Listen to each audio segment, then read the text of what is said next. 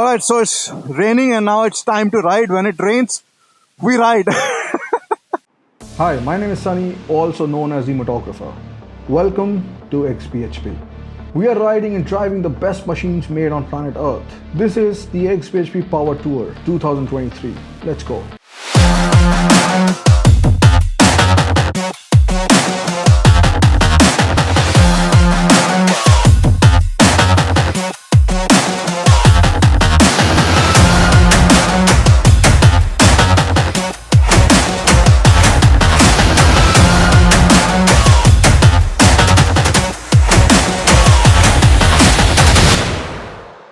So right now I'm in Australia and this is machine number 2 in the Power Trip 2023.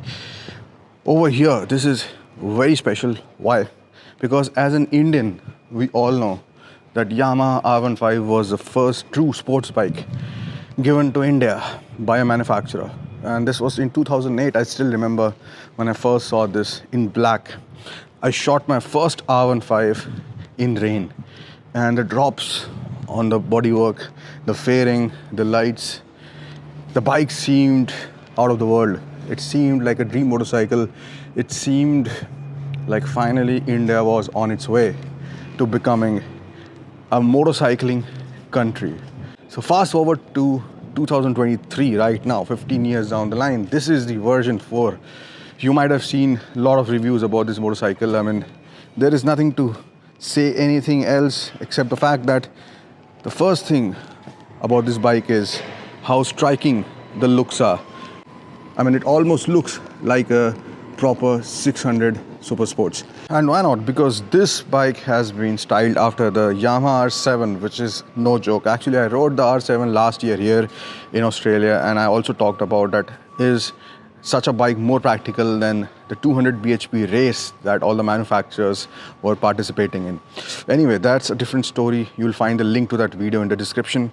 Coming back to the Yamaha R15, this particular version 4 and this particular variant, the R15M, I mean, this has been talked about, like I said, a lot of places on the internet. You can read the reviews and everything.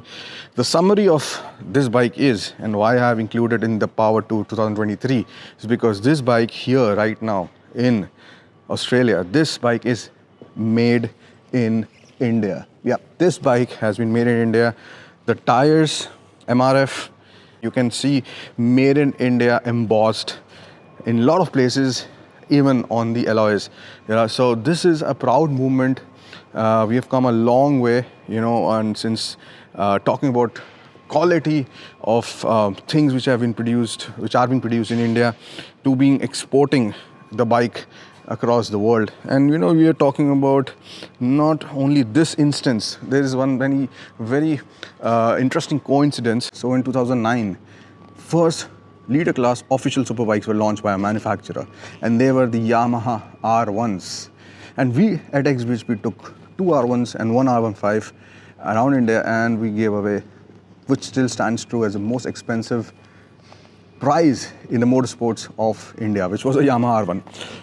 But here's the thing, that R1 was made here in Australia and exported to India. And now we are a full circle when this R15M has been made in India and is being exported here in Australia. Isn't that wonderful? So this is what real power is, and that is why machine number 2 is the R15M from Yamaha, made in India. Real power is power of manufacturing, power of quality, power of our country. Nobody could imagine that this day would come, and I'm so proud of it. So enough of philosophy, let us actually ride this machine, a made in India machine in Australia. Let's do this. So guys, we are here. Look at this view behind me and this beautiful bike, and this, the legendary R1 with Mr. Nicholas. And this is a 2009 R1, the first cross-plane R1. And guys, this sight is a sight to behold. The big daddy, the father of this bike, this motorcycle. And we are here right now near Sydney, enjoying the weather. Although it's raining, but this guy is fearless. He doesn't have traction control, ABS, and he's power sliding in the corners. We're back on the Power 2 2023, and this is the surprise, along with, of course, the bike number 2 here, which is the Yamaha R15M, made in India. And these roads are the roads. This territory belongs to bikes like this one, and especially if you're a beginner, I think you can't go wrong with the R15M. But I don't recommend you do corner scraping, knee scraping over here. You go on the track, especially this bike on the go-karting track would be great. Oh yes, but not this one. This has a little bit more power. I'm joking. At this, guys, is I think the legendary 2009 R1 when Yamaha changed their engine configuration into a cross plane, and a lot of people were polarized. They didn't like it because, you know, I, for one, I wanted the inline 4, you know, sound to stick, but now this sounded more like V-twin. Why don't we hear once more? Oh yeah, sure. You want to put it out? I've been listening to the symphony all along on the R15. The single cylinder obviously was not overpowering, but yeah, let's hear this.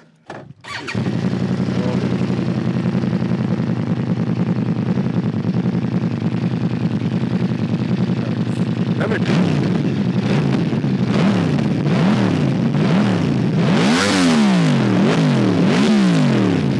All right, now let us hear the beautiful R15. I mean, see, single cylinder is what we all started on, so we gotta respect that. And here we go.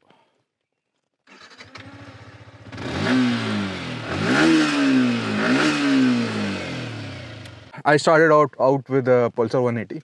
Then Charisma also sounded like this, something like that. What about your first bike? My first bike, ironically, was the Pulsar 180. Yeah. Yes, that was my first bike which I actually bought, and it was some time back. I think it was when 20 I was in years college. ago. Yeah. That's when I More got than my 20 first years bike. ago, Long actually. time back, yeah. So, tell me, this Nicholas, his name is Nicholas. Why did you go for this R1? R1 specifically? I mean, first I actually wanted to buy an inline motorcycle, a super bike. But I remember once I was passing by and there was a person who was actually selling this bike. Mm-hmm. And the moment he started the bike, I think for me, I think that's when I really was intrigued with this bike. But I think more than that, it's like it's got the cross-plane engine, which is a very smooth engine. Mm-hmm. It was the first engine introduced in the MotoGP when Yamaha launched that time. Okay. So yeah, I think it was mainly because of that. But more than that, it's got a cult status.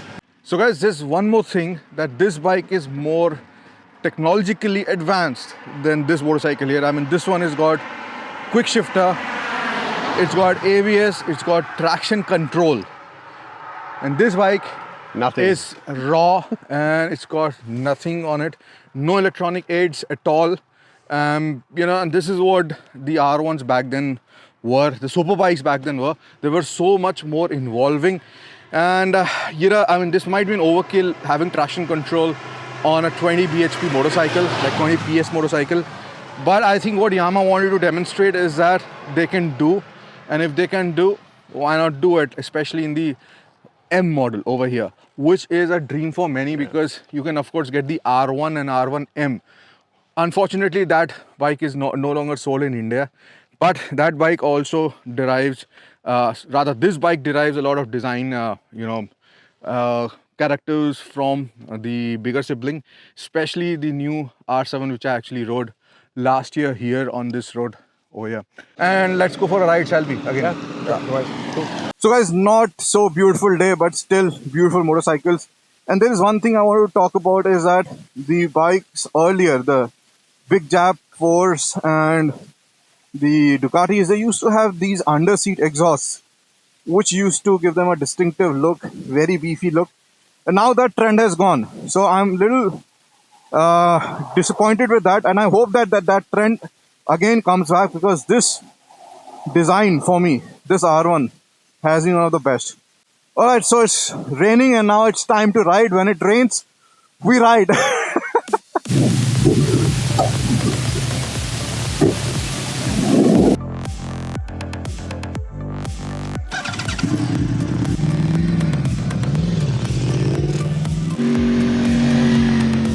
I would say that bikes without ABS and traction control, they have spoiled us a little bit.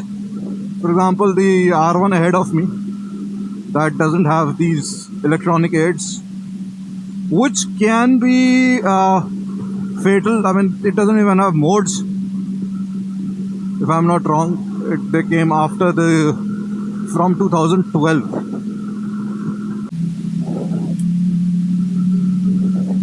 But what a beautiful day, and boy, that R1 does sound good and looks so good from the rear. And with the neon accent, she does look like almost like Rossi. Rossi has made such a mark on MotoGP and in general motorcycling that it is amazing. You know, it's like this color means Rossi.